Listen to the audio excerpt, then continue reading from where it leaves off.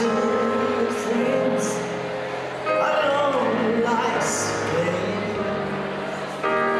Some other ones departed in heaven to stay. But thank God I didn't lose everything. I lost faith in people who said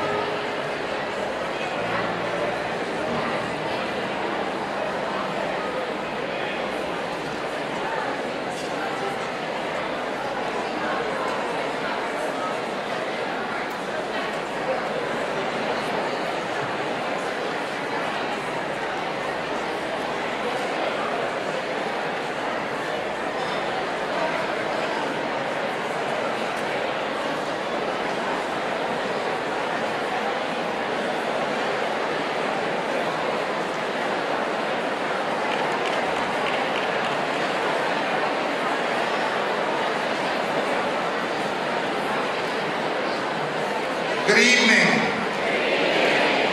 Let's try that one more time. Good evening. Oh, I love it. I will be doing the preparations today, and my name is Jackie Moe, a member of Allen Chapel African Methodist Episcopal Church in Daytona Beach. Now, we're going to talk about the role you all play in the action part of our Nehemiah Action Assembly tonight. I'm going to give a brief refresher course in how we, Faith, conduct our business at the Action Assembly. Tonight, we will be calling community leaders to come before us, and they will be asked a set of questions to which they must answer either yes or no.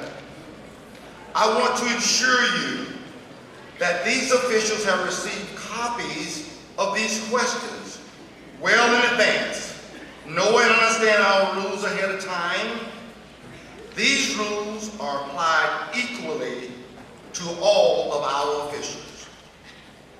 Each public official invited tonight has been asked for a pre-meeting. We're not looking for explanations nor excuses. Not anything but a simple yes or no.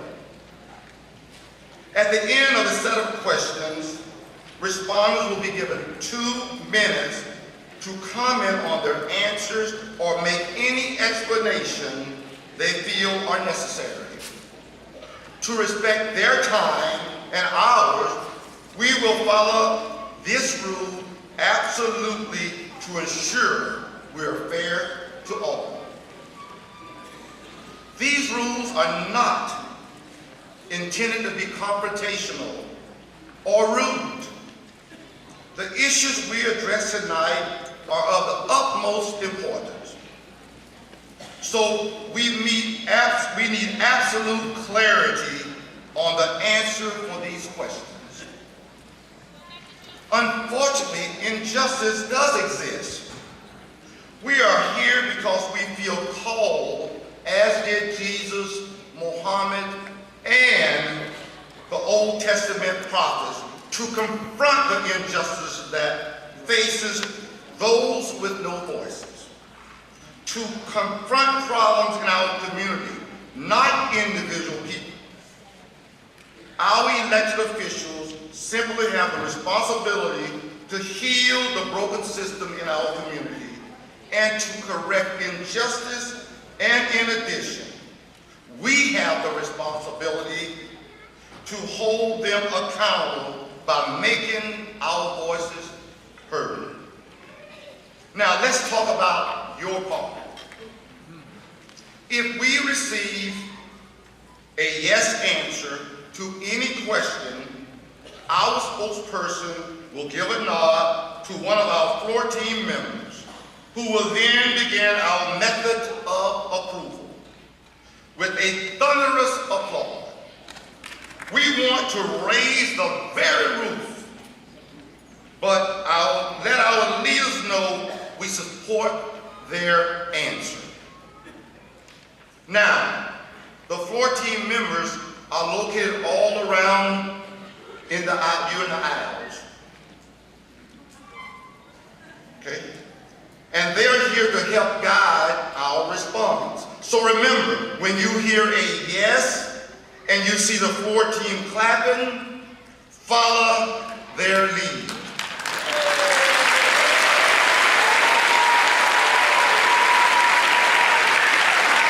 And let us really hear your enthusiasm.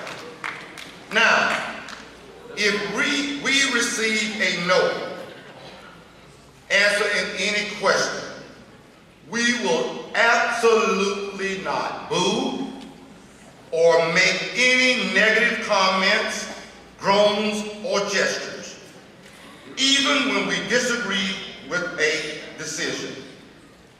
We are always respectful to our public officials.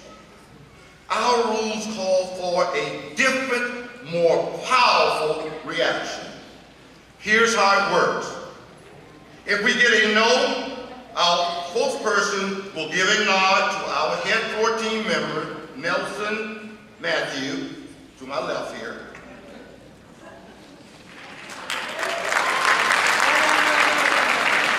And that will be a signal to complete silence. We do not want booing, jeering, or any noise at all. This is not our style. Instead, we will be silent. Now, let's go over that again. Let's go over it again.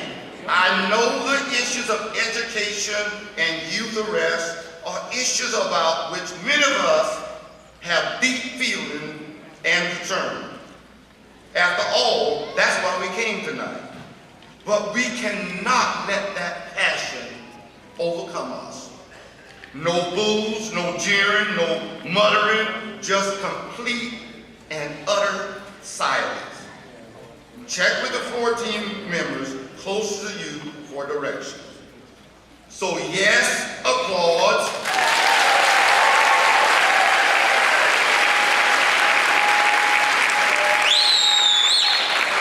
No silence. Let's practice just to make sure we have it. We're going to call Reverend Dave Troxler, who will be our timekeeper for the evening. He is going to come up on stage and answer yes or no questions as if he was a public official so we can practice our response. Now don't forget, Dave, answer only yes or no. If he answers yes,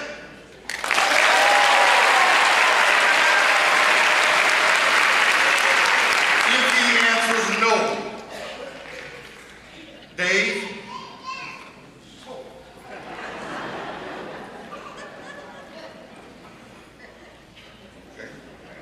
Reverend Dave, do you believe faith moves mountains? Yes.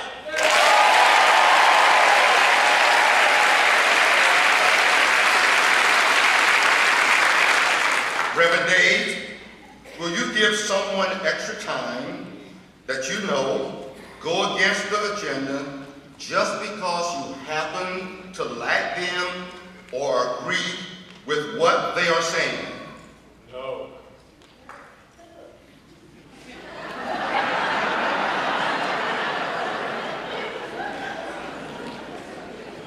Reverend Dave, again, will you give extra time, you know, go against the agenda just because you happen to like them or agree with what they are saying?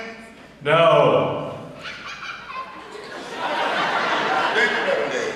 You got it. Now, one other thing, and this is it. So now our final exercise is our call and response. At different times throughout the evening, we will be proclaiming the powerful statement together, this powerful statement together. The theme of our action this year is about children. So tonight, on behalf of all those suffering, when someone says, "Fight for," you'll call back loudly, "Our children." Let's try. Fight for. Fight for. We are now ready for the action assembly. Thank you and God bless.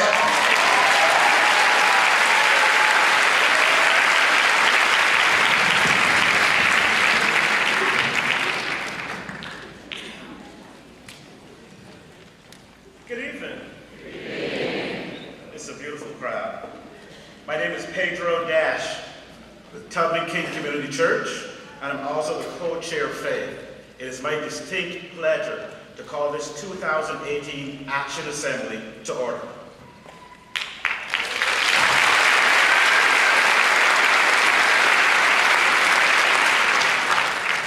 Good evening. My name is Jennifer Mateo. of the Volusia Flagler AFL-CIO, our local labor union coalition. Welcome to the 2018 Faith Action Assembly.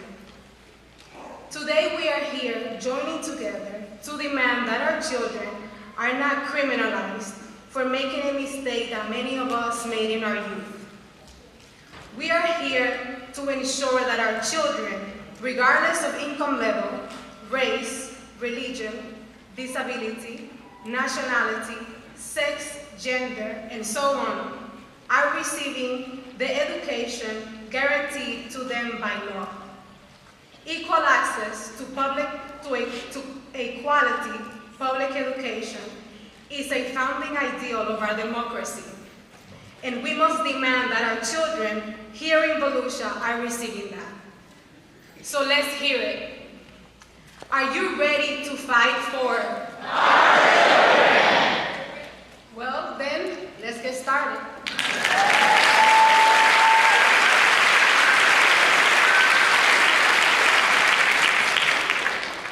Good evening, brothers and sisters. Good evening. Shalom, salam, peace, paz, fe. My name is Pastor Jose Antonio Carrion Aquino. I am the proudly pastor of Tomoka United Methodist Church in Ormond Beach. But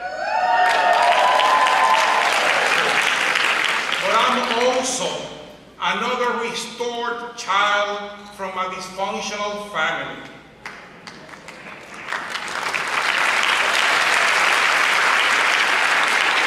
Tonight, I will open our meeting with a prayer from my tradition, the Christian tradition.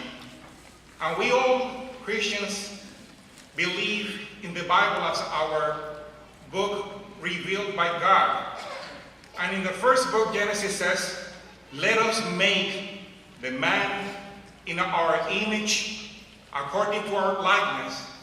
And he made it man and female. And at the end says, and when God saw everything he had made, it was very good. Creator's original intention was to make humanity very diverse, unique, and he called us to seek unity as he is one, to be in an intimate relationship by pursuing common well-being. Tonight, this is our intent. Let's pray. Beloved Creator and divine architect of the whole universe, you have created every human being in your divine image and gave us the command to be creative and to rule the earth. Help us to understand the importance of seeing each other as equals, to love and to support each other, so that in action we may understand that the importance of restorative justice is to help other less fortunate people, less fortunate than us, to pursue their call to be whole and to join us to build a community of love, a kingdom of God within our county, our nation, and the whole world. In the most holiest name we pray, and the people of the Lord says, Amen. Thank you.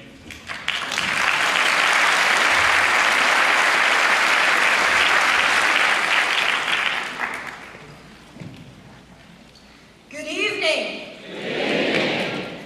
Yep, it's me again, Joan Campanaro, co-chair of the Homeless Committee. But tonight I come before you with gratitude and in celebration. Some people said it couldn't be done. Some people said that we would never get a 24/7 come as you are homeless assistance center. Some people said no one would commit the dollars. The Daytona Beach News Journal even declared the proposal dead on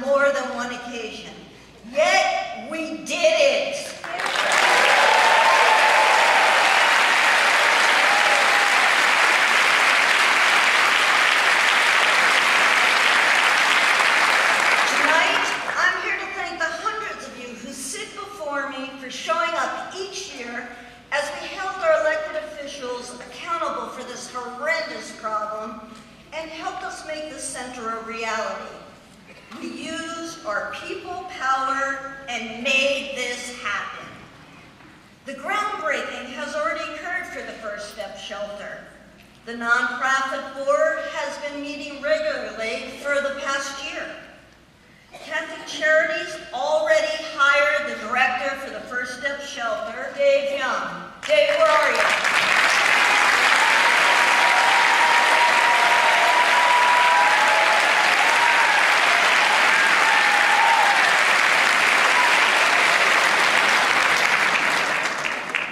Remember, if it wasn't for all of you here tonight and for the past 5 years, this would never have happened.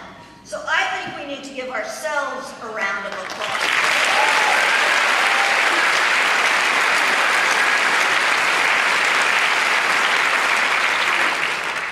There are many to recognize and thank for this 6-year journey. I'm going to ask you to hold your applause now until I mention them all.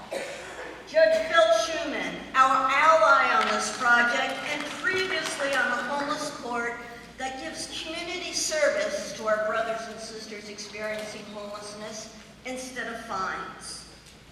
Mayor Derek Henry and his fellow commissioners and staff for taking the lead on this project, starting the nonprofit board that will oversee the shelter, and for their annual commitment of $400,000 annually towards the operating budget.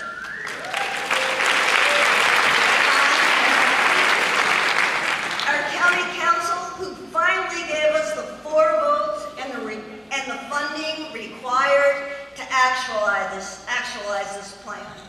Tonight, we have one of our council members here who gave us a yes vote, and that's Billy Wheeler.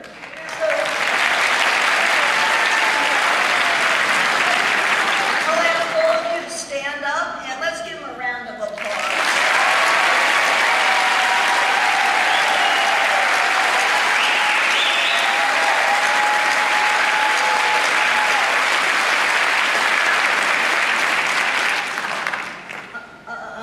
Let's see, Joyce Cusack had said she was going to be here. She has been with us all along.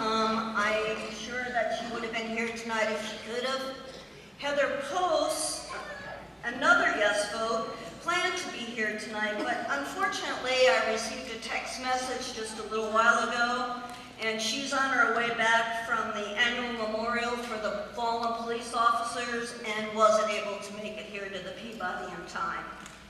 Now, the other members of the council chose to prioritize other events as more important than ours, and I'm betting that not one of those other events has, I don't know, 1,500 of you in attendance.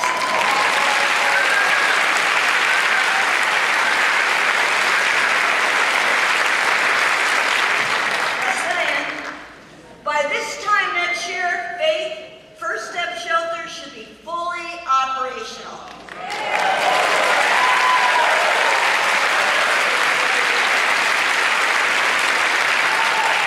Let's see if you remember this old callback. Faith moves mountains. Faith moves mountains.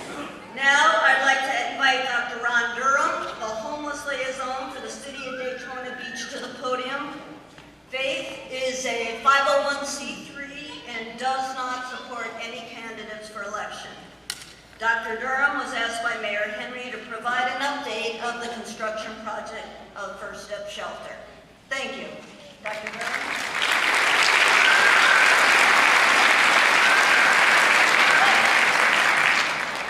Good evening, beloved. It is good to be here tonight among all of these great leaders in our community. And I am here tonight at the request of Mayor Derek Henry as the Community Relations Manager for the City of Daytona Beach. Ms. Campanero gave you a great overview of where we are when it comes to the First Step Shelter. And I want to begin very quickly. I think Jessica said I had 60 seconds to give this report.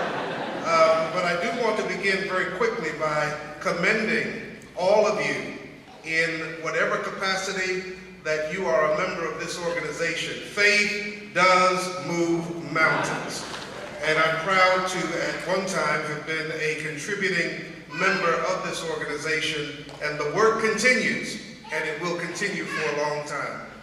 As Joan mentioned, several things have happened over the last year that are so encouraging and inspiring to me personally, and it should be to you as well.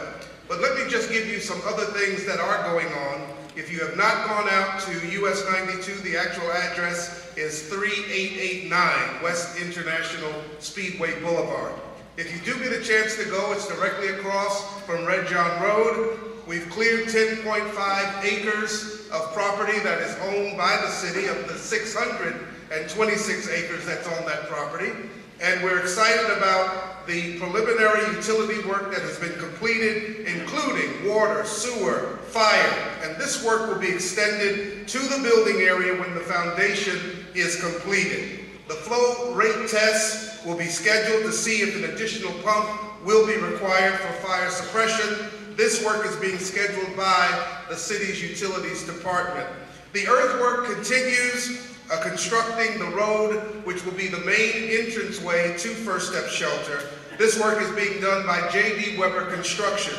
FPL is working diligently on the design concept for the power distribution. Right now, we have 60% of the architectural drawings done by Hall & Oval Architects. We are well on our way, and things are progressing, and we should have more information related to the site work actually by next week. We won't know the timeline for the actual vertical construction of the walls until we have 100% of the architectural plans and drawings in place, but that will be coming very, very soon. On May 8th and 9th, the First Step Shelter Board of Directors will be conducting interviews of 6 individuals that I got down from 160 resumes that I received from all over the country, each one of them applying for the position of Executive Director for First Step Shelter Incorporated.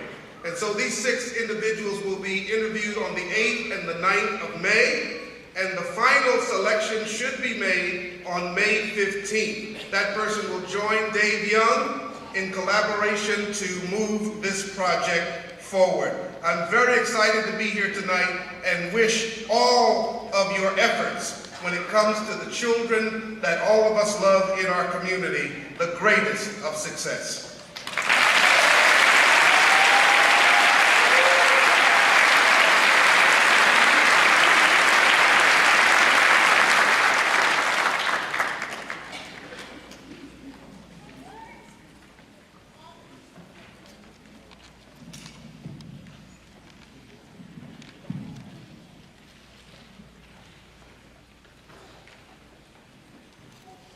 Let us pray.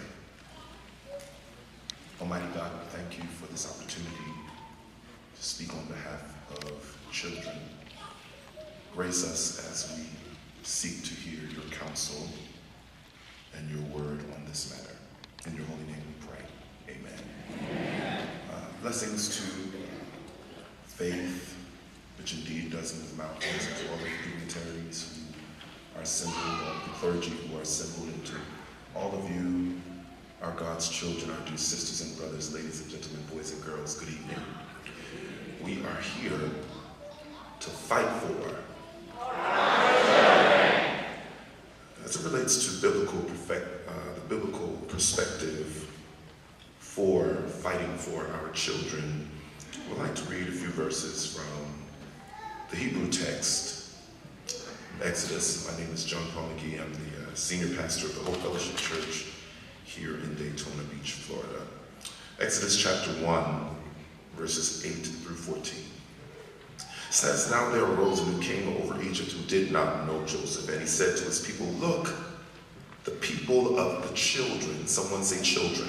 "The people of the children of Israel are more and mightier than we. Come, and let us deal shrewdly with them, lest they multiply, and it happen in the event of war, that they also join our enemies and fight against us, and so get us out of the land. Therefore they set taskmasters over them to afflict them with their burdens, and they built for Pharaoh supply cities, Pithom and Ramses. But the more they afflicted them, the more they multiplied and grew, and they were in dread of the children of Israel. Someone say children. So the Egyptians made the children, someone say children. The Egyptians made the children of Israel serve with rigor, and they made their lives bitter with hard bondage in mortar and brick, and in all manner of service in the field. All of their service in which they had was with rigor. Save the children. I just want to ask a question. Who really cares to save a world in despair? Who really cares? There will come a time when the world won't be singing, flowers won't grow, bells won't be ringing. Who really cares? Who's willing to try to save the world that's destined to die? When I look at the world, it fills me with sorrow. Little children today are really going to suffer tomorrow. Oh, what a shame. Such a bad way to live. All who is to blame. We can't stop living. Live for life. But let's live, everybody. Live life for the children. Let's save the children. Let's save the babies. These words were penned in 1971 by famed singer and musical prophet Marvin Gaye. Released on that same album of what many believe to be one of his greatest hit songs, What's Going On, Save the Children lifts for us the importance of shaping a social consciousness in the United States of America that prioritizes the welfare and ultimate well-being of our children. And so this evening, when we speak of children, we do so very much in the narrow sense, minors, those between the stages of birth and adulthood, whom Solomon offers in the Psalms of David, that children are God's best gift. The fruit of the womb, God's generous legacy. Like a warrior's fistful of arrows are the children of vigorous youth. Oh, how blessed are you, parents, with your quivers full of children. Children indeed are God's greatest blessing, because all of them are the creation of the Almighty God. We are the Creator's children. The first human beings known to the world, according to the Holy Scriptures, were Adam and Eve. They were created, not born. Yet the first instruction given to Adam and Eve in Genesis chapter 1 was to be fruitful and to multiply, to replenish the earth with children whom from generation to generation would be a presence in the universe that speaks to the divine presence in the world. God's divine presence is seen in the innocence of his creation, revealed by the purity and the beauty of children, which is why even Jesus, our Christ, says, "Suffer the little children to come unto me, for the kingdom of heaven belongs to them." These are the Creator's children. As no respecter of persons, we need to all understand in this room that God equally loves all children. He equally loves all children, regardless of race, regardless of creed, regardless of color, regardless of gender, regardless of sexual orientation, regardless of socioeconomic background, whether products of two-parent homes or reared in single mother, single father households, those who test gifted as well as those with varying exceptionalities and learning impediments. All children are fearfully and wonderfully made by the Almighty God. And all children, like your sisters and brothers, like Jeremiah, that great weeping prophet, all children were known by God before they were ever formed in their mother's womb. And thus all children were created with purpose and on purpose and with potential to become whatever it is by God's grace that they desire to become and put their minds to. These are the Creator's children. Yet in America, might I dare say, especially in the administration of the 45th president of our beloved United States, We are plagued daily with unduly bias that misrepresents, misconstrues, and misplaces certain groups of the Creator's children, particularly those with black and brown skin, painting a skewed narrative that those with black and brown skin are prone to more misbehavior and acts of violence and substance abuse and sale of said substances, and in specific, more subject by nature to imprisonment than the Creator's children whose skin happens to be lighter than ours. And this narrative, sisters and brothers, challenges the Creator's children. We have challenged children. The Creator's children, particularly the minority children, are indeed challenged by institutional discrimination and racism. It was the same thing, sisters and brothers, that lighter-skinned Egyptian Pharaoh did when he realized that darker Hebrew slave children were reproducing at a rate that he could not control. Then he put measures in place to afflict and oppress and snuff out the potential of the Hebrew generations to come.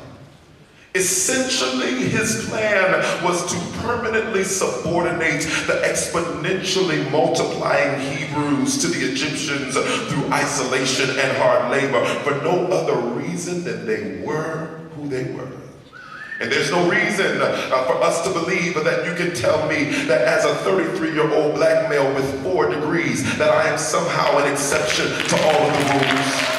No, let me equal the playing field. Not all black and brown children are thugs on the corner. Not all black and brown children are selling drugs. Not all black and brown children are getting expelled from school. I just happen to be the one, or one of the ones, who managed to navigate through the injustices and improprieties of systemic racism in the educational system, and tonight have been given the platform to speak up, to make somebody mad as hell until they get up off of their behinds and kill the spirit of Pharaoh and unleash the spirit of the Almighty God until justice flows like rivers and righteousness like a mighty stream. No matter how bad children are challenged, as the Creator's children, we must save the children. Fight for. I will not, and neither should you, accept as fair, true and right, that only 30% of the U.S. population is black or Latino, yet 61% of the incarcerated population makes up black and Latinos. I will not accept, and neither should you, as fair, true, and right, that 70% of school-based arrests are black and Latino students. I will not accept as fair, true, and right, and neither should you, that black and Latino students are 3.5 times more likely to get suspended than their white counterparts. I will not accept, and neither should you, as fair, true, and right, that the state of Florida leads our country in school suspensions and arrests, and Volusia is number 5 of 67 counties in the entire state, serving as one of the leaders of school suspension and arrest, yet we have one of the lowest graduation rates in the entire state of Florida, especially amongst blacks and Latinos. I will accept. I will not accept as fair, true, and right. Y'all don't have to like me, but I got a church to preach at on Sunday. And a 12-year-old child in Volusia County with autism was handcuffed and arrested in school. I will not accept it. The children are challenged. But we are here as Faith tonight. And we're here to acknowledge the Creator's children. We're here to recognize that our children are challenged, but finally, we've got to cover our children. We are here tonight as I take my seat to cover those who cannot cover themselves. We are here to speak for the voiceless. We are here to fight for those who are powerless in fighting for themselves. And so tonight, in the spirit of Dr. Martin Luther King, who wrote from a Birmingham jail, freedom is never voluntarily given by the oppressor. It must be demanded by the oppressed. And just as Nehemiah gathered the Hebrew people in Jerusalem, we gather here tonight in the Peabody Auditorium as faith, and faith moves mountains. Clergy, congregation, and community have gathered to openly declare that although we love everybody, that we didn't come come here tonight to make friends with anybody, but we came to make demands. We came to demand to cover our children. We demand that the Volusia County School Board seek restorative practices which investigate the root cause of non-felony incidences through counseling and other human services. Fight for our children. We demand that our school administrators call to the carpet any instructor that unjustly refers our black and brown students for administrative reprimand. Fight for our children. We demand tonight that school resource officers properly assess situations before placing handcuffs on our children and placing an arrest on their record that follows them for the rest of their lives. Fight for. Fight for. Fight for.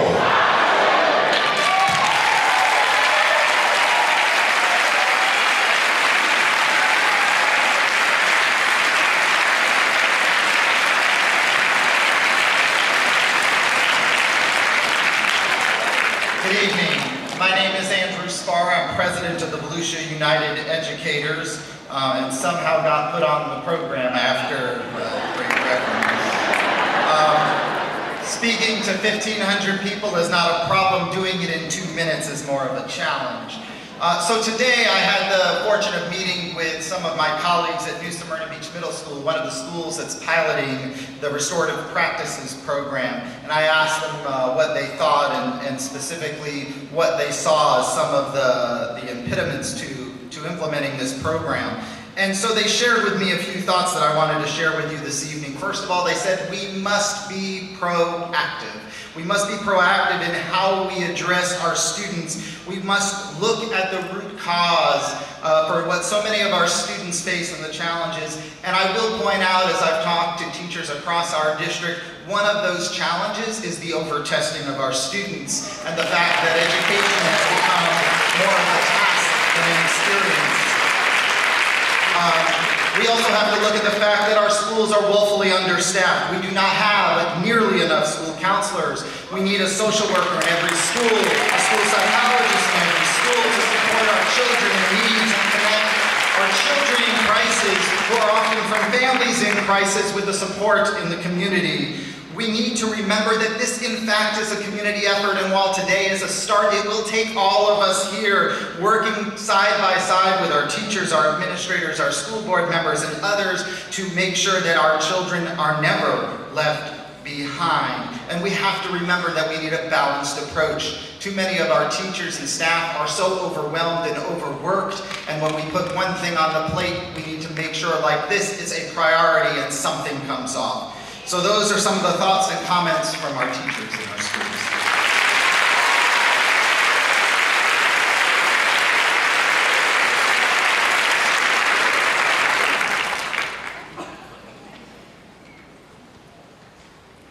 I'm Reverend Willie Branch, Associate Minister at Mount Zion African Methodist Episcopal Church in Daytona. At my age, the age of my wife and I, we are tasked with raising our granddaughter, who has found that our school systems are not prepared to deal with children with behavior issues. They don't try and find out why the child is acting out as they might be.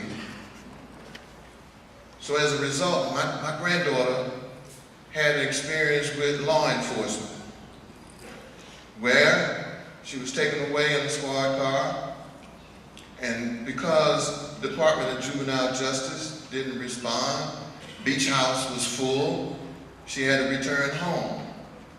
But this process ruins her for life, because being processed through the system, the justice system, she now has a record. All she needed was some help. Help to deal with the behavior issue. No one asked from the school why she acted like she did. Suspended in-house and out of school for over 20 times in middle school. That's deplorable. Something must be done. There are other children similar to my granddaughter who has behavior issues because of what's going on in their home, what's going on in their neighborhood. and nobody on campus is asking the right question. Nobody on campus is giving that child a solution to their problem. We must fight for our children. Because if you don't fight for them, there's a straight path to the jailhouse behind the prison walls. And for some, the undertaker. So what we gonna do? Fight for our children. God bless.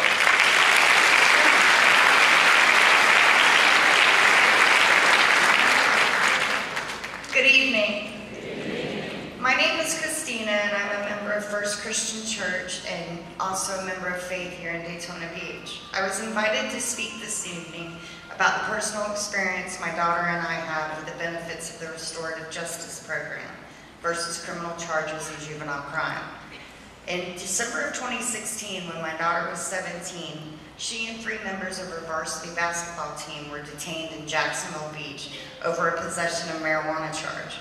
My daughter and I were new to the area and actually resided over the bridge in Jacksonville City, the city of Jacksonville. The other 3 young ladies were local beach residents, and their families were wealthy and they were known to law enforcement. And they were let off with a warning while my daughter was detained, arrested, and taken to the Duval County Juvenile Detention Center. She was charged with a misdemeanor and released to me the next day with the first of what would turn out to be many court dates. When we met with the public defender, we were advised to take a plea offer in teen drug court, which would involve a maximum of a year's probation and roughly $500 in court costs. My daughter wasn't offered restorative justice as an alternative because she was arrested and therefore had been put into the criminal justice system. My daughter did a stupid thing, but she is not a criminal. She is a bright, eager, athletic, gifted child of God who made a mistake as a teenager, just like we all have. In the court system, she risked being kicked off of her basketball team and would have not been allowed to play softball or any of the other sports for the rest of her senior year. It could have cost her the opportunity to go to her high school because we would have lost her zoning permission. This would have statistically made her more likely not to graduate. Because I wanted my daughter to learn from her mistake and get help, and because I knew the criminal justice system would have only made matters worse, I did some research online and found the restorative justice program and felt it was a better fit for what she had done. It took several phone calls to get the district attorney's office to agree to allow her to participate. And instead of attending court hearings and being integrated into the criminal justice system, she had to write a 1,500-word essay on where she envisioned herself in 5 years, take a tour of the Duval County adult jail, and write letters of apologies to me, her basketball coach, the judge, and also to herself. It was this program, not the arrest record, that changed her life and set her on the path she's on today. Cheyenne turned 19 2 weeks ago. She just finished her first year in college and has a 4.0 GPA. Because she was arrested and not given a civil citation, we worry every day about whether or not the criminal record she got for making a stupid mistake as a teenager may come back to ruin her life. If we care about our kids, we need to give them the opportunity to learn from their mistakes before branding them as criminals. Our schools need to use restorative practices because unlike arrests and suspensions, they give children an opportunity to learn from their misbehavior. And we need to demand that all our children in our state have access to civil citations. Thank you.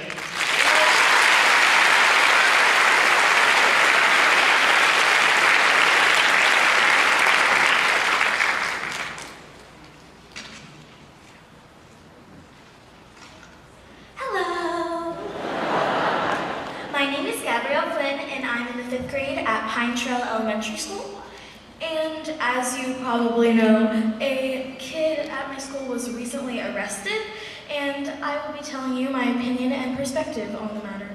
So kids were walking into my class for lunch, and they were were chattering more than usual, saying things like, "I can't believe that happened," or "I wonder if he's gonna get suspended." And I was really confused on what was going on, so I asked some of my classmates what happened, and they're like, "Oh, 2 kids got into a fight in the lunchroom."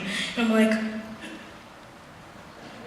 and fistfights don't usually happen at my school, or the only things that really happen that are big are arguments. So I was surprised. And then I noticed that during the rest of the day, kids were kind of distracted, talking about it on the side and going to the hallway to talk to their peers. And as we neared the end of the day, I was going out to go be picked up by my mom, and some of my friends said that they saw one of the kids who were in the lunchroom fighting being put into a police car. And I was in shock, because we don't have police at our school.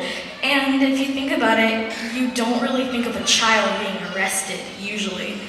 And when children are arrested, they get a criminal record, which means that they have a less likely chance of getting a good job or going to a good college. So a small mistake that they do when they're younger can affect them hugely in the future, which isn't good for their lives. So thanks for listening, and I hope you have a great time.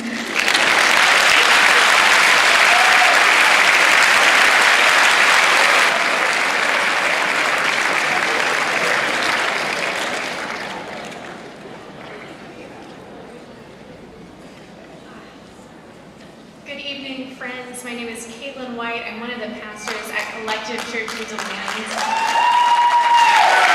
And I'm here to tell you about our problem. This year in our house meetings, we heard many stories of injustices like these affecting children and families in our congregations.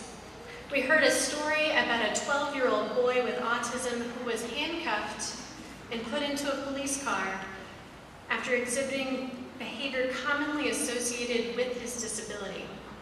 We heard about minority students facing harsher punishments than their white classmates for the same offense.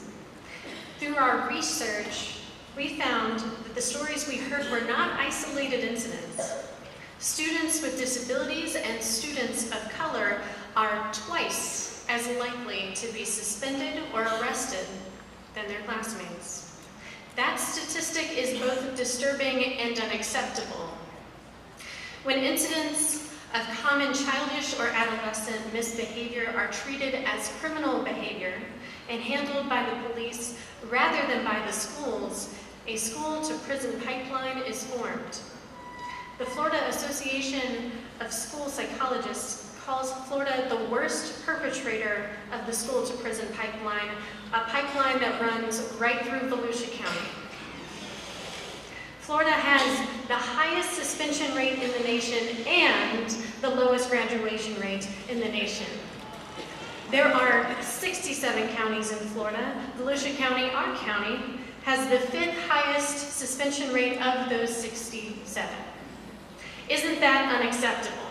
Yes. Students who are suspended just once are 10 times more likely to drop out of school than their classmates. Maybe that's why our county ranks 57 out of 67 counties in terms of graduation rates. We accept the fact that misbehavior must be addressed in the classroom, but we refuse to believe that our kids behave worse than everywhere else in the country. And we refuse to believe that our kids need disciplinary policies that are both ineffective and detrimental to their future success. We must fight for our children.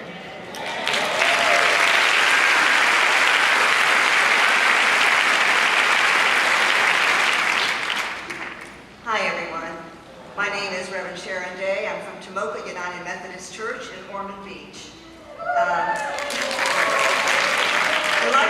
Luckily, we do not have to accept the statistics we just heard about. We found a better way. Through our research, we learned about restorative practices, a philosophy that many school districts around the country are adopting and integrating into their discipline policies.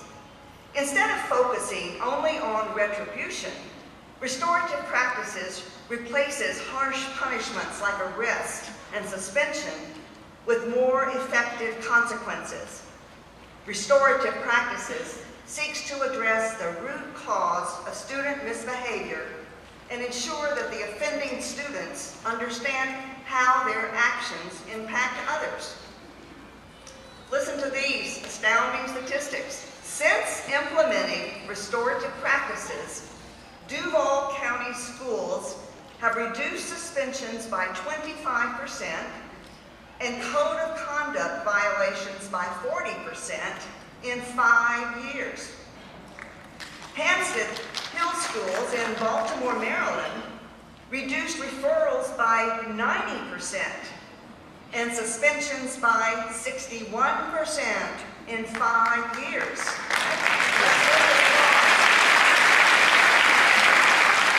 But listen to this one. Cole Middle School in Oakland, California reduced suspensions by 87% in 2 years.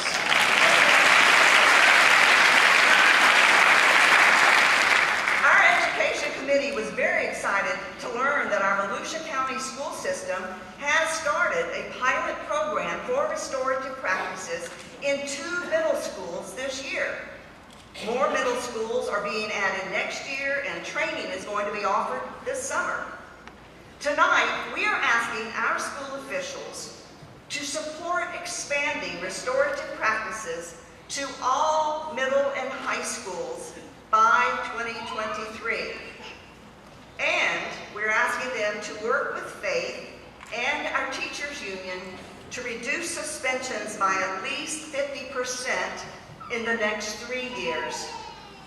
If students in Oakland are worth fighting for, if students in Baltimore are worth fighting for, if students in Jacksonville are worth fighting for, aren't our students worth fighting for too?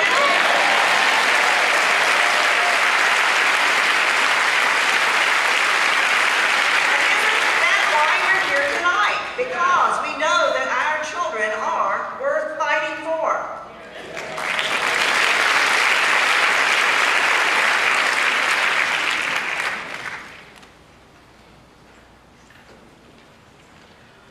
My name is Pedro Dash.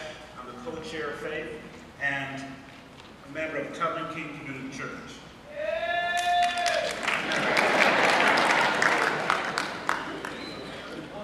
Back in January, we invited our superintendent and all 5 school board members to be here tonight.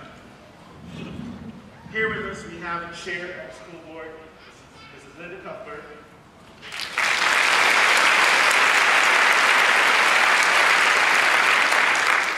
And we have Mrs. Rachel Hazel, representing the superintendent.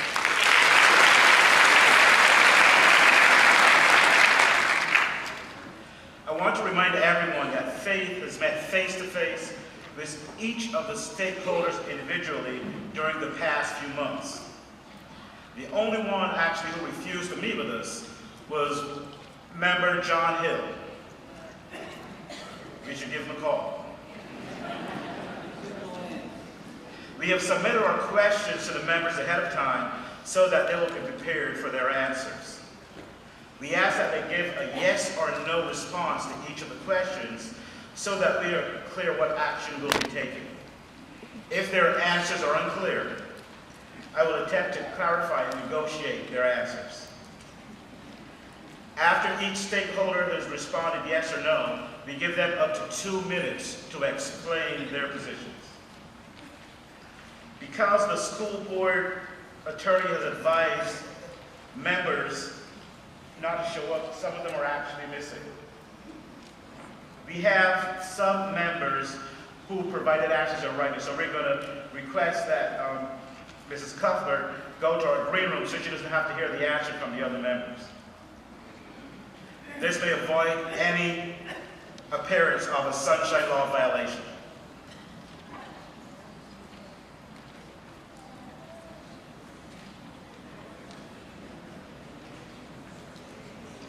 Two of the school board members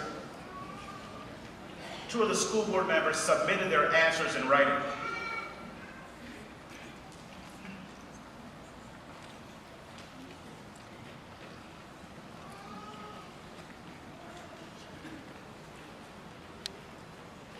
The members who responded in writing are Carl Persis and Ida Wright. These are the questions we asked. Do you personally believe that the high out-of-school suspension rates in our district is unacceptable? They said yes. Both said yes to that.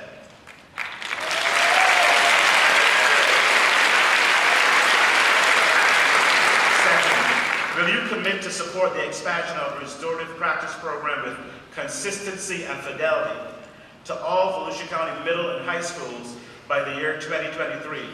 They both said yes.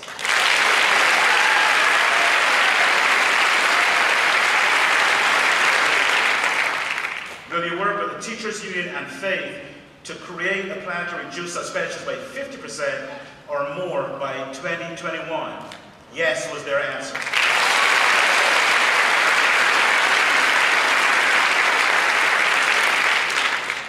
Will you provide F.A.I.T.H with a quarterly report for the number of suspensions issued with information on the infraction, as well as the race, gender, and ability status of the child? They both said yes.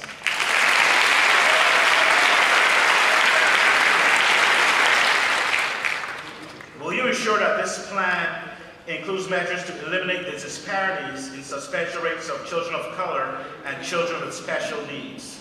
Yes was their answer to both.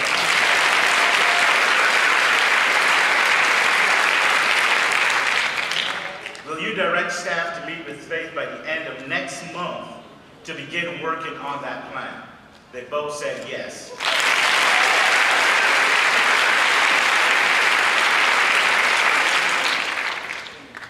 Now we want to make a clarification. Mrs. Hazel is here on behalf of Superintendent Russell this evening. Ms. Hazel, have you been authorized to answer questions on behalf of Mr. Russell? Yes. I'm going to ask the same questions. Do you personally believe that the high out-of-school suspension rate in our district is unacceptable? Yes.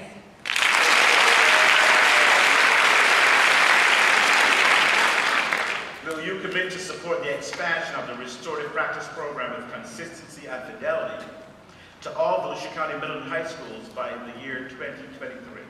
Am I able to expand on this at You'll all? have 2 minutes after. I'll have 2 minutes after? Okay. Yes. Because we do currently have a plan in place for that. Okay, so is that a yes?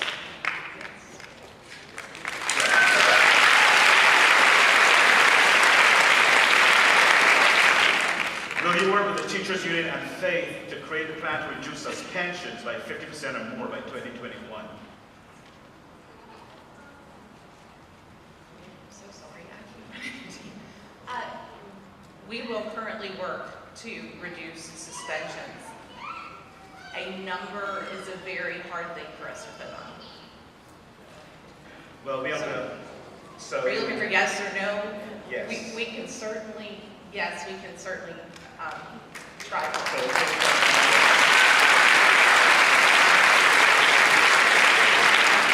And bearing in mind that 50% reduction in our county would put us actually just on average of the county. We are not worse or worse, are we? Okay. Now, will you ensure this plan includes measures to eliminate the disparities in suspensions of children of color and children with special needs? Yes.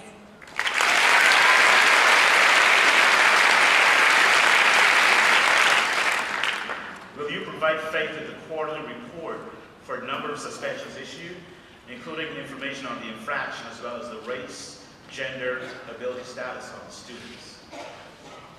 I really cannot answer that question because of different laws that we have in place for confidentiality. We will certainly provide whatever information we are allowed to provide.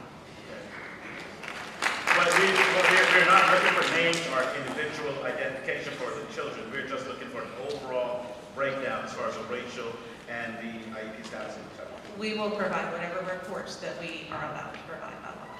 Yes, thank you.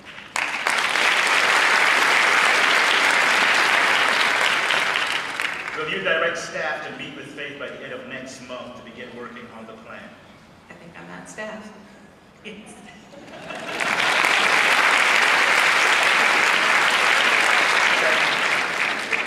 we can ask, Mrs. Cuthbert to come back. We'll give you 2 minutes after she's. After Ms. Cuthbert speaks? Yes. Okay.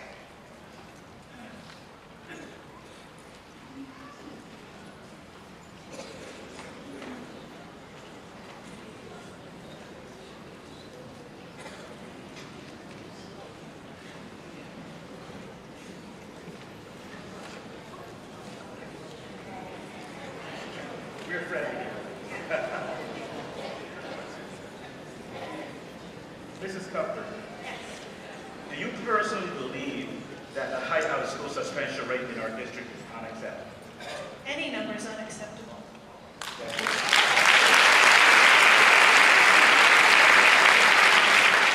So will you commit to support the expansion of the restorative practice program with consistency and fidelity to all Volusia County middle and high schools by the year 2023?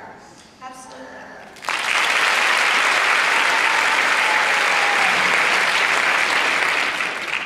Will you work with the Teachers Union and F.A.I.T.H to create a plan to reduce suspensions by 50% or more by 2021?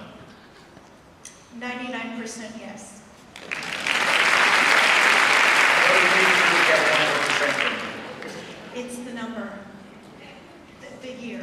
Okay, the year. If we don't do it till 2022 or 2023, we don't want to break any contract or pact with you. Okay, but can I get your leadership as the chair that you would work really hard to try to get us there? Yes.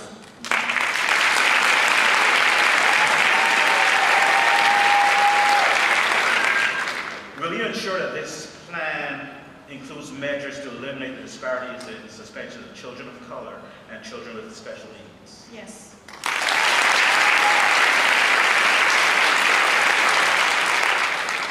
Will you provide F.A.I.T.H with a quarterly report for number of suspensions issued, including information on the infractions, as well as the race, gender, and ability status of the student? By federal law, we can only get a certain amount of information for our students. Whatever our reports are, you are more than welcome to we are more than welcome to share them with you. Right, and like I said before, we are not looking for identification information on a particular child, just overall demographics. Whatever we can do, we will share, yes. Okay, thank you.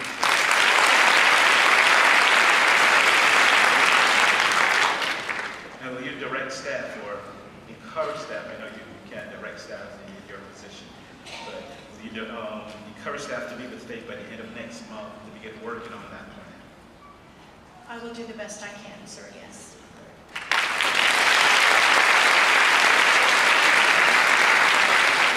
Now, Mrs. Cuthbert, would you like to take your 2 minutes to speak? Oh, certainly. Okay. Right now, currently, our suspension rate is too high. I believe that it's extremely important that we look at the root cause of our students and what causes their problems. We have to be able to have the staff to sit down, speak with them, and spend the time. With so many students attending our schools now, we need more staff, as Mr. Andrew Spar said. So I implore all people to contact their state legislators to increase our funding so we have the ability to staff our schools with more guidance counselors, mental health individuals, as well as mentors. And also I implore all of F.A.I.T.H members to please mentor and volunteer in our schools. It's easy to tutor students who are academically challenged, but to be able to assist and listen, we need shoulders for these students to listen, to help mentor these students who have problems with behavior or thinking or attitude or culture, whatever it may be. They need another person on a one-to-one basis that they can contact weekly, monthly. So I really would hope that everyone here takes it upon themselves to mentor a troubled student in our schools. That's how we grow our progress.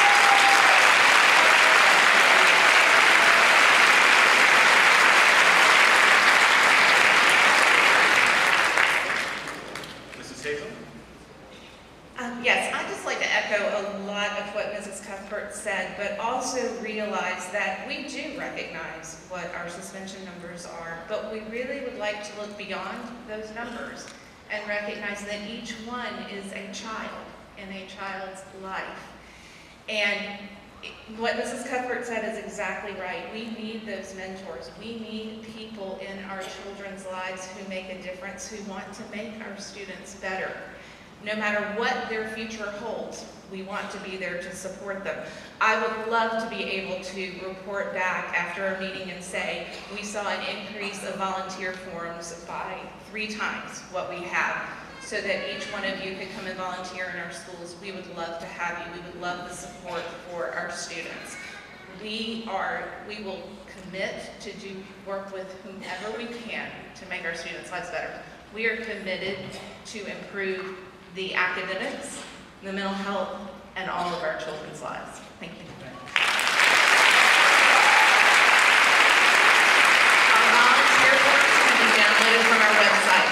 I look forward to seeing them.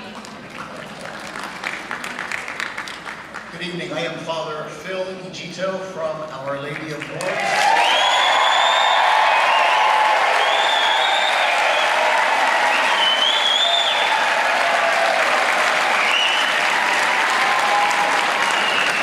We want to thank School Board Chair Linda Cuthbert for being here tonight to speak on this pressing issue.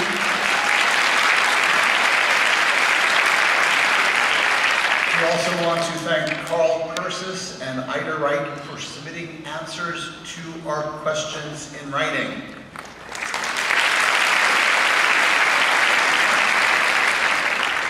I won't go over their answers because you know their answers, and we're just trying to do everything the best we can.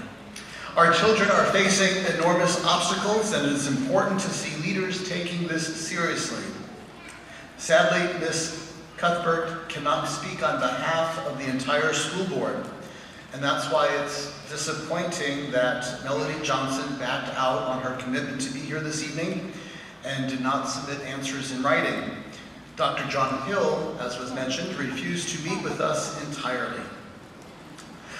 The school board is citing the state sunshine law as to why they were not here this evening. This isn't our first rodeo, folks.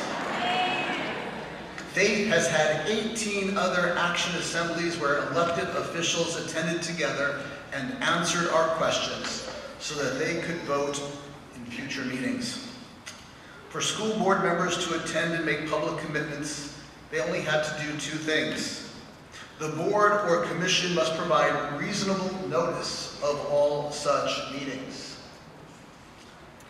that the meeting is open to the public, and that official minutes are taken and added to public record. Since we invited our school board and some of them committed to attend months ago, they have had plenty of time to comply, even after they discussed it with their attorney during last week's school board meeting. They certainly could have attended tonight. Regardless of the sunshine law, which we would have been in compliance, we offered to do as we did. We asked our questions one at a time while the others were in a green room or away from the room. The sunshine law wouldn't even come into play, yet they still gave the excuse of the sunshine law not to attend. There really was no reason for them not to be here. Nowhere in our county has such a large group of people come together to request changes in our school system. We elected them. However, tonight we won the public commitment of our school board chair, Linda Cuthbert, to implement restorative practices, reduce suspensions by 50%, and work to end disparities in our school system. F.A.I.T.H certainly recognizes her leadership in confronting this pressing issue.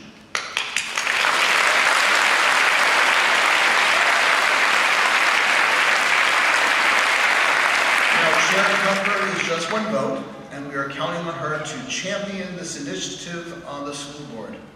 We are thrilled to see such firm and resolute leadership from our school board chair this evening. Now it is on us to support Chair Cuthbert, as she has asked, as she advocates for these actions on the school board. Because Chair Cuthbert was not joined by her colleagues this evening, Faith has resolved to attend the next school board meeting, which is next Tuesday evening at 5:30.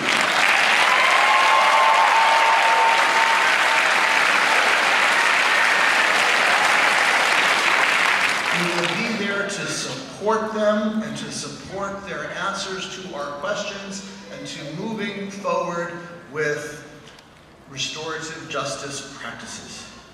You should have received a handout with this information as you walked in, but if not, be sure to pick up one as you leave.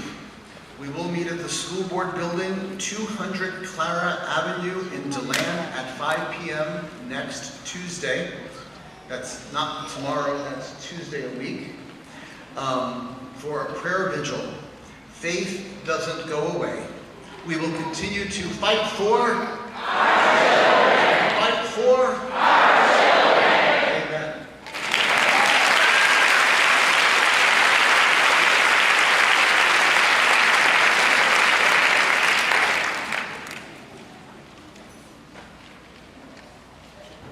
I'm Claudette McFadden, a member of New St. James Missionary Baptist Church. Another facet of the school-to-prison pipeline is the high arrest rates we have in Volusia County. We have the 7th highest in-school arrests in the state of Florida. Over the last 5 years, Florida arrested more than 20,000 children between the ages of 5 and 12 years old. These children are saddled for life with criminal records.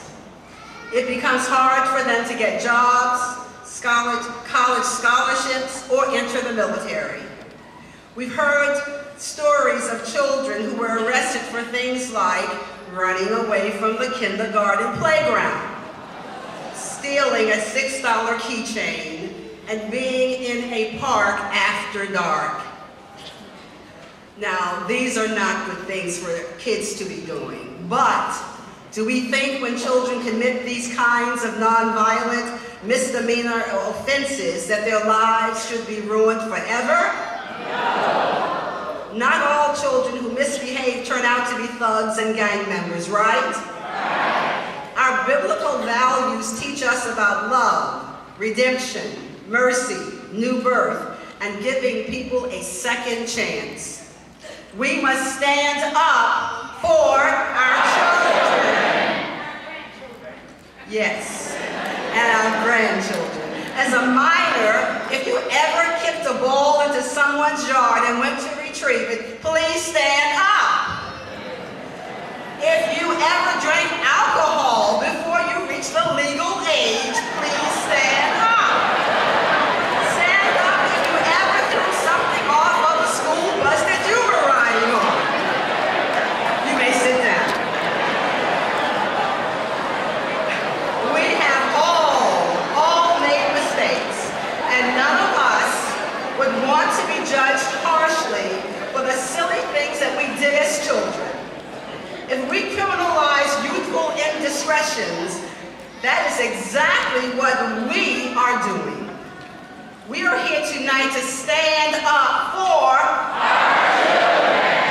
For the past 4 years, our Youth Criminal Justice Committee has gone on over 100 research and negotiating meetings with local, state, and national experts in criminal justice. When we started, Volusia County only used civil citations in 10% of eligible cases. Now, we are at 45%, and 300 more children a year receive positive intervention. Instead of an arrest record, because we have been pushing law enforcement to increase their usage of civil citations. Yet, 322 children in our community got arrested last year instead of receiving a civil citation. We wanted to know why this was happening. Our sheriff and police chiefs told us that they don't want to arrest children for making childish mistakes. Yet their numbers did not back up their words, so we started digging. Back in 2015, New Smyrna Beach Police Chief Coffin committed to go from 0% civil citation usage to 80% within a single year. He and his officers did just that.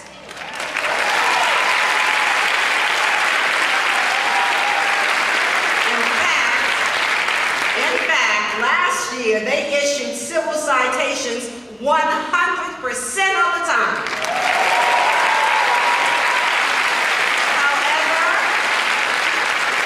However, when we look at the Department of Juvenile Justice's website, it shows that 9 of the 13 civil citations issued by law enforcement were changed into arrests.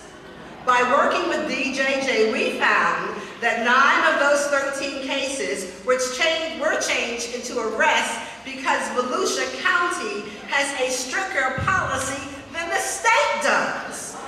Here in Volusia County, there is an unwritten policy that certain crimes and situations are excluded from civil citations, rejected by DJJ and the state attorney's office, and turned into arrests.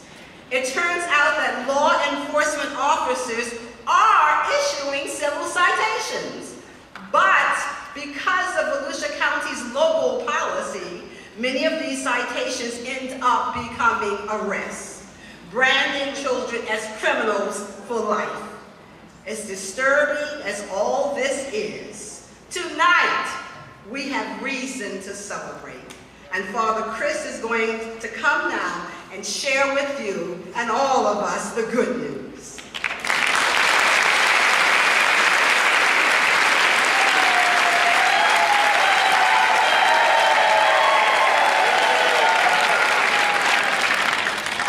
I am Father Chris Hoffman, pastor of Our Lady of Hope Catholic Church in Port Orange and co-chair of F.A.I.T.H. The good news is that both the Department of Juvenile Justice and the State Attorney's Office are willing to create a new policy that aligns with that of the state.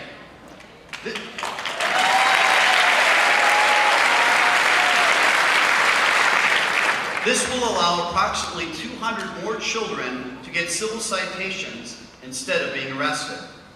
A civil citation is a referral to a program rather than an arrest for common misbehavior. It offers early intervention, counseling, and education without the harshness, baggage, and the expense of an arrest. A civil citation seeks to identify and address the underlying cause of the misconduct, to ensure youth are held accountable for their behavior with a disciplinary action that is more likely to discourage future offenses. They have proven to work. Only 4% of the offenders repeat an offense, compared to 41% of children who are detained and incarcerated. It is also less expensive to taxpayers. An arrest costs about $4,500 and a civil citation only $400. Our elected state attorney, R.J. Larissa, has finally agreed to attend the action this year, and we had questions prepared for him. But when we met with him last, he had already started working on the solutions we wanted to ask him about.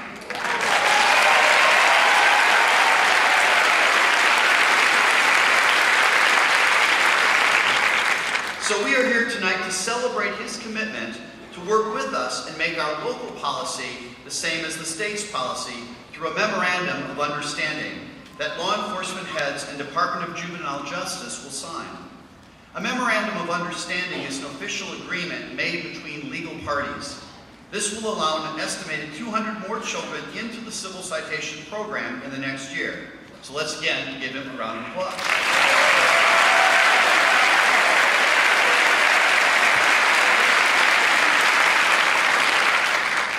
On your screen is a list of the things that Mr. Larissa has committed to us to include in the Memorandum of Understanding.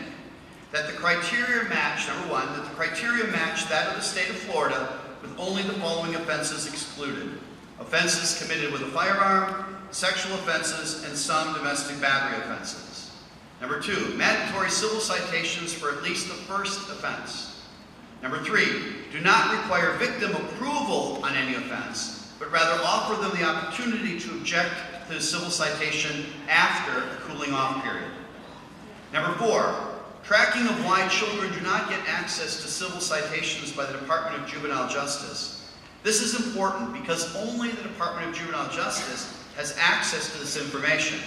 And if faith is to hold institutions accountable for justice, we need to know what institution is responsible for not issuing civil citations. When we look at the numbers, we can't tell if it is the officer not issuing, or if it is the state attorney or DJJ rejecting a civil citation and turning it into an arrest. New state law makes this mandatory, so when that goes into effect in July, they will have to start tracking anyway, but we want that now. And number 5, restitution will now be handled by the state attorney's office. This is something that is new and pledged to us by our state attorney. When these policies are enacted, this will make our county civil citation program one of the strongest in the state.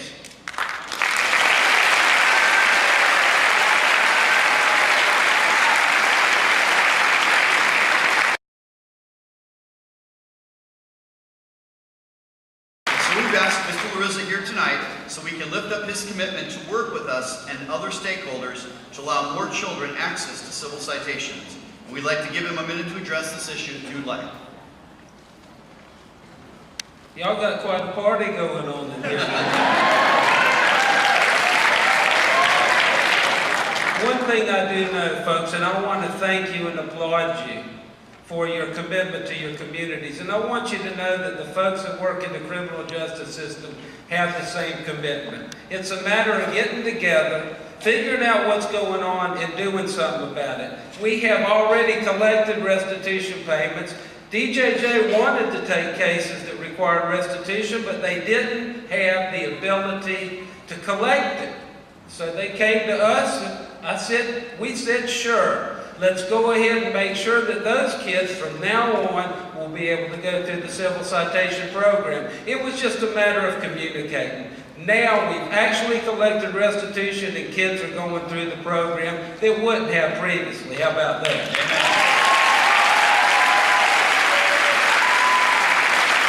I'd like to also say that it's a balance between victims and their loss and kids suffering consequences that could follow them the rest of their lives. And I'm confident that we'll be able to do that with this new policy. And I'm also confident that victims, once they understand what the civil citation process is, are going to be persuaded or be encouraged, and I think are going to be happy to participate and approve of that program. And finally, I'd like to say that my colleagues that are here tonight, I appreciate it. I'm proud to work with them. I'm proud to be here with you. And I want you to know that every day these folks are striving to make your community in the state of Florida a better place, a more compassionate place, and a place where we can help our youth to become the leaders of tomorrow. Thank you, and God bless you.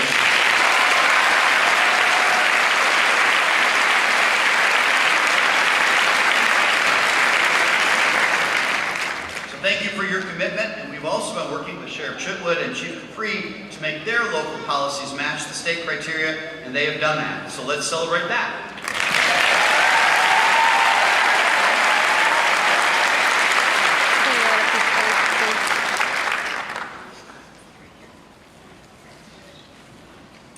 Hello, my name is Carrie Rossolino. I am the youth minister at Our Lady of Hope Catholic Church in Port Orange.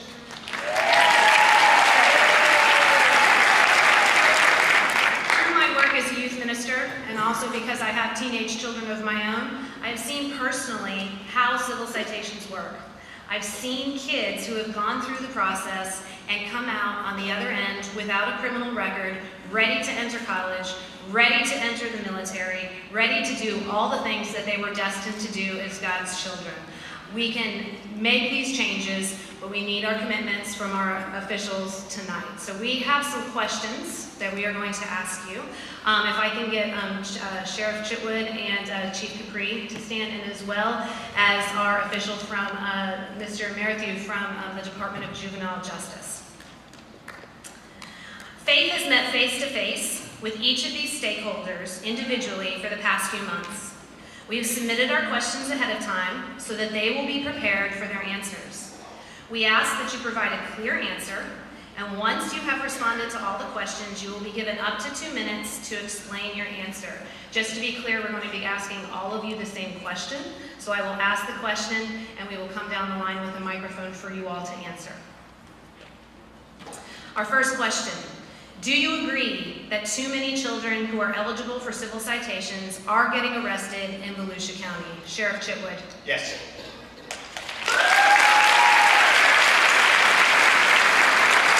Daytona Beach Police Chief Capri. Yes.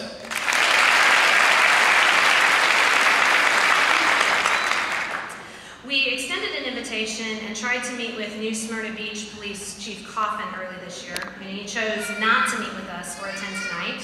This is especially disappointing because you already heard that his department is already issuing civil citations, and the Memorandum of Understanding will certainly benefit his department. Chief Merrithew of the Department of Juvenile Justice, let me just repeat the question for you. Do you agree that too many children who are eligible for civil citations are getting arrested in Volusia County? Yes. Thank you.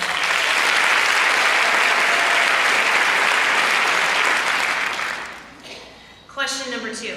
Assuming that your legal department approves it, will you sign a memorandum of understanding that makes all first-time misdemeanors mandatory civil citations with the exception of sexual and gun-related offenses? Sheriff Chitwood. Yes.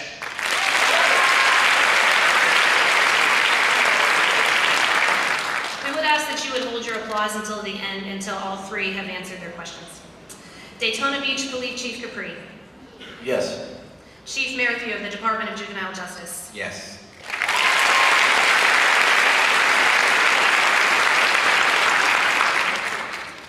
Question number 3. Will you work with F.A.I.T.H on a plan for a juvenile assessment center for Volusia County? Sheriff Chitwood. Absolutely. Yes. Daytona Beach Police Chief Capri. Yes. Chief Merrithew of the Department of Juvenile Justice. Yes.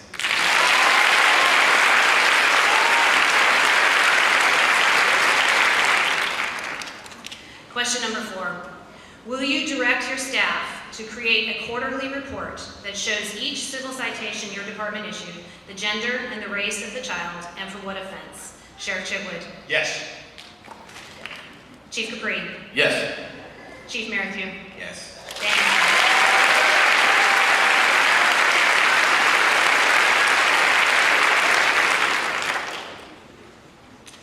At this time, we'd like to give you your time to respond. Good evening. Father Chris, clearly home field advantage goes to the good father back there, Father Phil. So go ahead.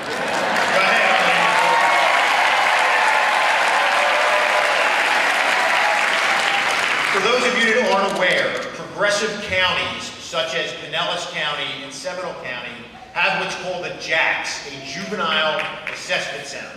So that when law enforcement comes in contact with a juvenile, they're brought to this assessment center.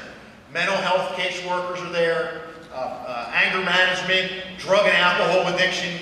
So when those children or those youth enter that building, there is a head-to-toe assessment done, and then they decide which course of action is the best way to help reform this youth's behavior.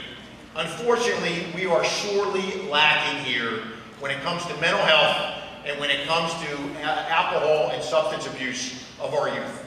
And a lot of the problems that we come encounter with are those focuses. They need to be focused on.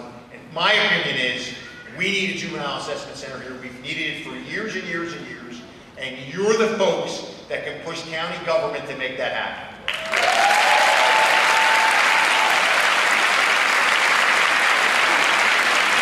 A couple of things I want to clear up earlier.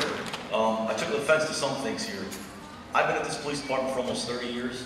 I've worked in this community for 30 years, and I looked out for kids for 30 years. And kids of all color, Reverend McGee, all color, all races. Our police department works hard every day to do the right thing all the time. And I'm out in the community all the time. I get to see a lot of these people out here in the community. So I challenge you to come out and help us. It's easy to sit here and talk. Talk is cheap. I'm about helping the community. And I've been doing stuff like this before F.A.I.T.H even existed. They do a great job, but let's get the facts straight. We work hard for these kids, and I think all kids deserve a chance. I was a kid once. I did a lot of stupid things. And I tell you what, the police brought you home, worked with the parents, and you know what? You're not in the system. Kids don't need to be in the system for petty stuff. But I'm telling you, all kids, all colors, all races, all sexual preference are equal. Everybody.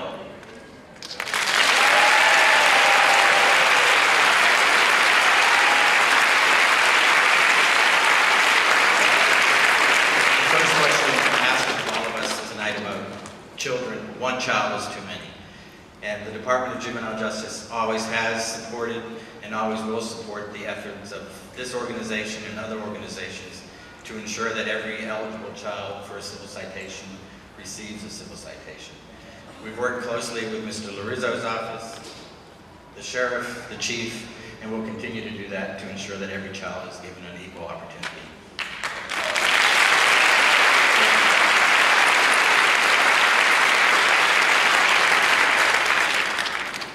Tonight, we have won public commitments from dedicated officials who share our vision for a better future for our youth.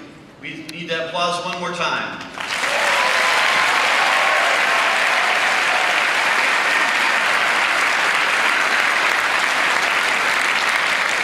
This is a historic night for all people of Volusia County. We are finally all on the same page that our youth deserve second chances and opportunities to become responsible citizens with no criminal records. Civil citations will finally be the default for the first time for youthful mistakes.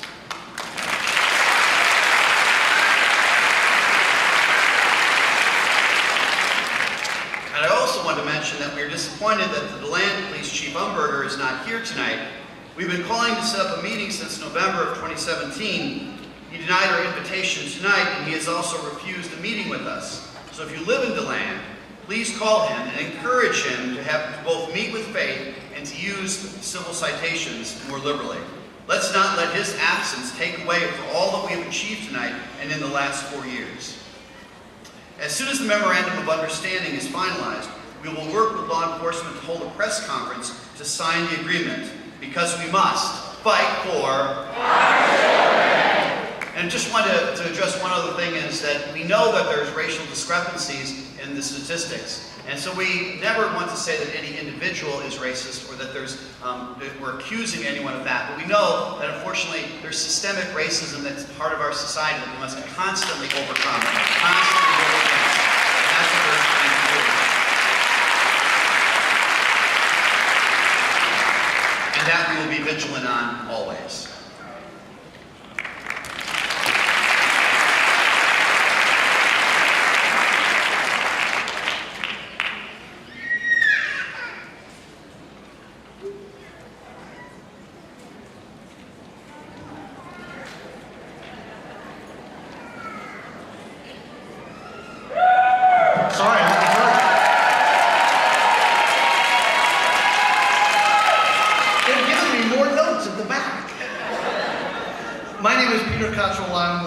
Preacher at Coronado Community United Methodist Church in New Smyrna Beach, where we fight for justice.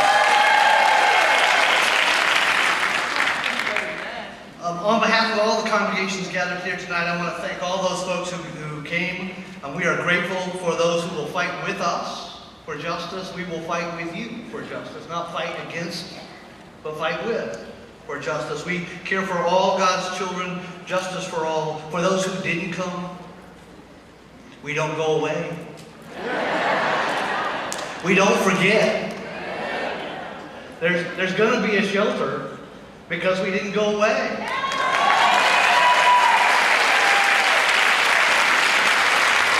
Because faith,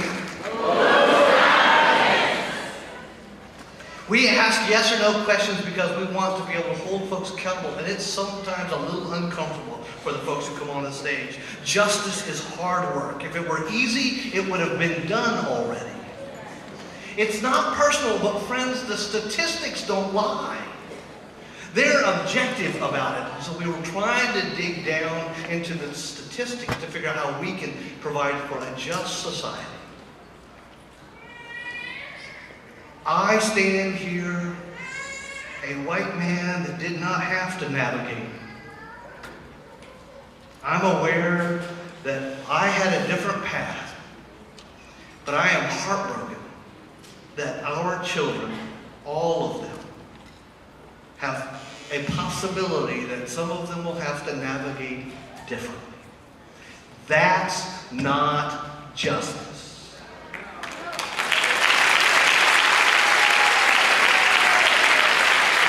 And just so you know, when we're done with this one, we've got more coming. Justice work is hard work, and we're not done. We're delighted that there were folks that came, but there's work we have to do. We have to go to that school board meeting. Got it? If you don't have that piece of paper, pick it up on the way out. I'm skipping stuff, sorry. This is not a hobby for us. We are determined and we are relentless and we are called by God to act. We are grateful for folks who are fighting justice with us. On June 11th, Faith will hold our Justice Ministry Celebration Banquet at Our Lady of Hope Catholic Church at 6:30. It should be written down somewhere. Be there. Bring your checkbook. My wife and I are bringing our checkbook. Then we'll celebrate some more. We're grateful that you are here. There was one more thing you wanted me to say. Board members and clergy and whatever come up here afterwards and we're going to discuss how we did. Right? I'm sitting down.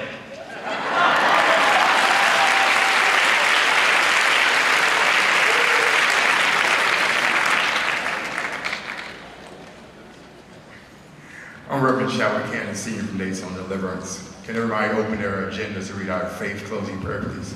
We'll read it together.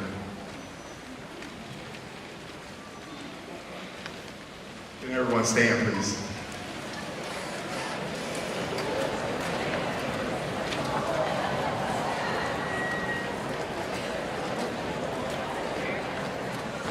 We are called to listen to the command, to the love, and to do justice. I gather this day to remind us of our responsibility to work with one another and remake our world to a more hopeful place of peace. We are inspired to guide the ear of the cry of the poor and the oppressed and to respond. We are to know alone limited what we can do, but together we are powerful. Our strength comes from our unity. Grant us continued strength and assistance. We are asking all these things to you, whose spirit makes us one. Amen.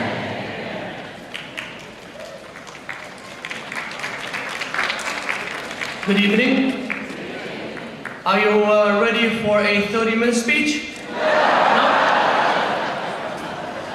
I'm kidding. But I'm not kidding to say that our children is our future. And our children is the future of our nation, and we will not compromise our future. We will continue to fight for our future. We will continue to fight for our future. I would like to thank each and every one of you for taking time this evening and for attending this very important event. The time is 8:13 p.m. This meeting is officially adjourned. Thank you so much.